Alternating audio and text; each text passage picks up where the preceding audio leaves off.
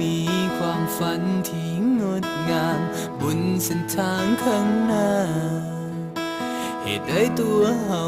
ต้องคอยให้ความฝันเดินเข้ามาหาเฮาเหตุใดบ่เดินเข้าไปหามันเดินเข้าไปสู่ความฝันเธอหากมัวแต่อายอยู่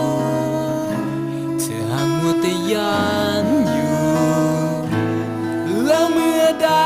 ความฝันจะเป็นจริงอยากให้ลองคิดลองทำบ้างให้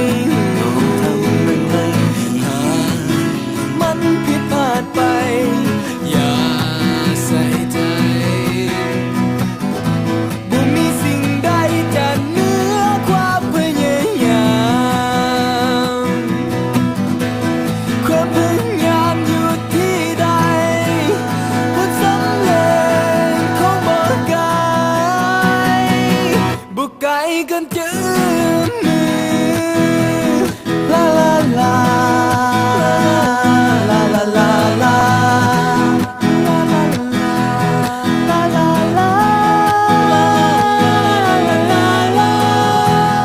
ไม่สนใจกับคำเว้าของคนขอเป็นสิ่งที่ทำมันบ่เดือดร้อนไป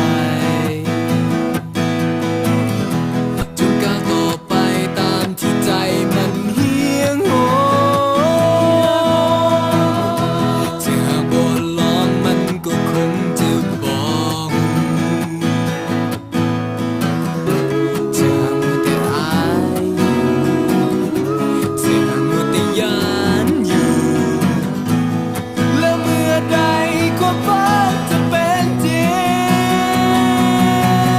งอยากให้ลองคิดลองทำบ้างให้รู้ ลองทำบ้างให้หู หากมันผิดพลาดไปอย่าใส่ใจบ่มีสิ่งใดจะเหนือความพยายามความพยายามอยู่ที่ใดผลสำเร็จคงบ่ไกลบ่ไกลเกินจะเอื้อ